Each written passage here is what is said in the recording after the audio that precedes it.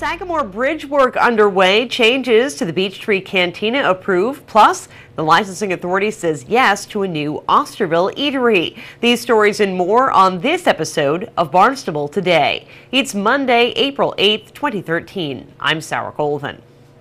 Work is underway on the Sagamore Bridge. The Army Corps of Engineers will first blast clean the structure, then completely repaint the bridge using new high-performance paint. Lane restrictions will be in effect while that work is done. One lane heading off Cape will be closed to traffic weekdays from 8 a.m. to 4:30 p.m. Both on-Cape lanes will remain open. All 4 lanes will be open at night and on weekends, and for Patriots Day, Monday, April 15th. The work will likely cause delays. Drivers are urged to use caution and to plan accordingly.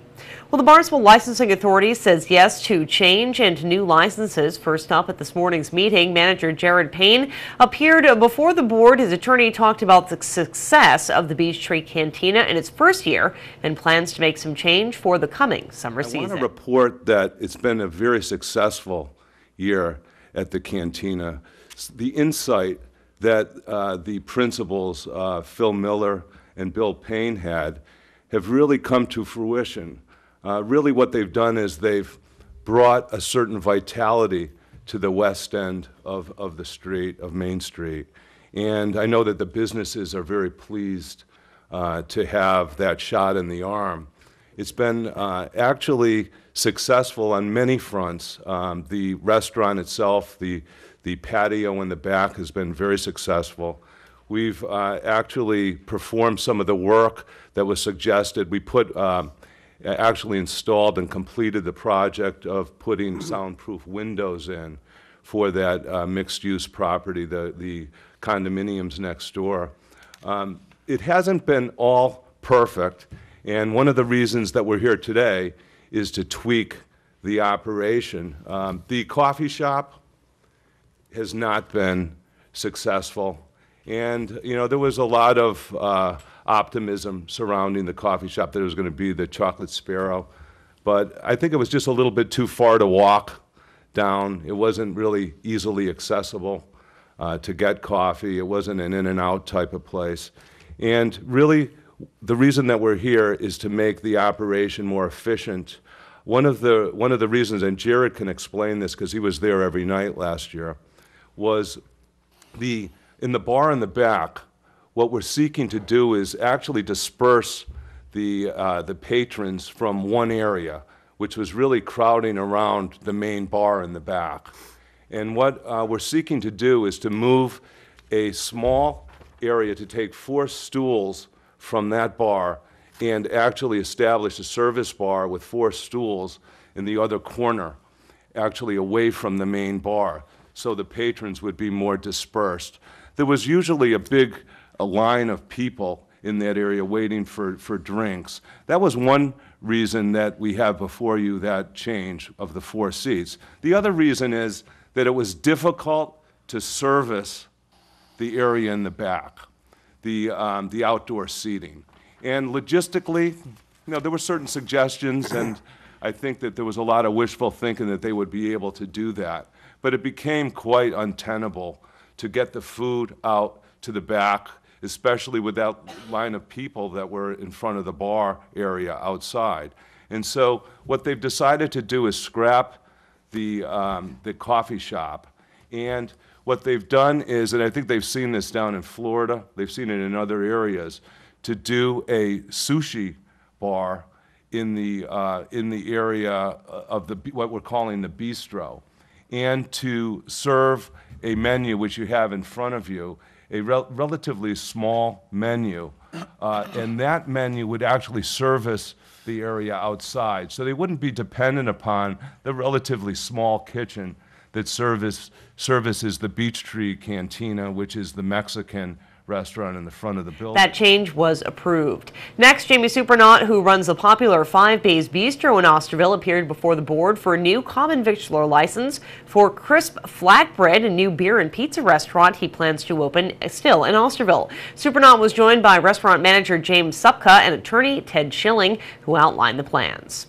We propose to have a beer and wine year-round license associated with the restaurant. It's going to be a gourmet pizza restaurant with a wood-burning oven. Should be pretty nice and unique for Osterville at 791 Main Street. This used to be Sweet Tomatoes, and then before that, it was Breaking Grounds. We have had a little issue with the seats, but we're working that out with the, hopefully with the Board of Health. But we're only dealing with 35 seats indoors and no outside seating at the present time. We're hopeful that we'll be back to you and ask for the outside seating. They have, James Subka has a resume that you can, that's in our package. He has a tremendous amount of work from 1991 to present, has managed the serving of liquor and restaurants, and has a tremendous amount of experience in this area. He's going to be working at the site about 50 hours. He'll be online. He has Safe Serve, and he's getting his tip certification. Jamie Serpenot will be also there. He's tip certified and has Safe Serve, and I think it's going to be well managed, and it'll be a fine addition to Osterville. We're here to answer any The board approved that license. Well, it looks like it will be sometime before, if ever, AM/PM convenience store serves beer and wine. Omarsh Corporation is still waiting for a decision from the ZBA as to whether it can bend its current zoning to allow for the sale of beer and wine. At this morning's licensing authority hearing, Lieutenant John Murphy of Barnstable Police talked about his concerns. First of all, I want to be perfectly clear for the record, Mr. Chairman, that the police department has no issues with AM/PM convenience store, the way they run their operation, the ownership of that business. We've had dealings with them in various issues. Have always been very cooperative with law enforcement. However, a concern of the police department is the saturation of liquor stores, beer and wine licenses in Hyannis, in the fragile nature of the neighborhood here. They're down there in Fresh Holes, Harriman Road, that Bursar's Way area, in the Hyannis East Elementary School, the Hyannis Community Center right up the street. It's no secret that Hyannis has a homeless problem, and the issue with alcohol access readily available all over the Hyannis has created issues that cause the police department some concerns. So it's not based, the police department issue is not based on any inability for AM/PM management group. It's just the saturation of stores in Hyannis. I think many people refer to Hyannis as a small city. I think many city issues have problems with liquor stores on every corner, beer and wine available within 100 yards of each other, and that is our issue and our concern at this time. Thank you. Omarsh's options were discussed. Mr. Scally? I guess that, Commissioners, I think you already know this, but just to make it clear that whether it's even appropriate to make a decision because there's no zoning allowed on this may be the first issue you should deal with. And then I think Mr. Carter and I have spoken about whether it would be appropriate for him to withdraw the application.